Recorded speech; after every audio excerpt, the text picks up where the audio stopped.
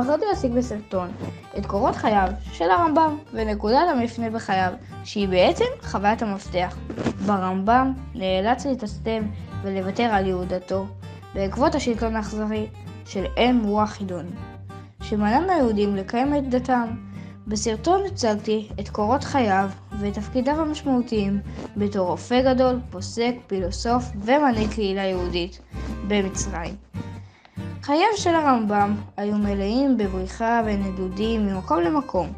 אני שמח ומודה על כך שאני חי בישראל ולא צריך להסתיר את הדת שלי. אוהב אתכם כפרות.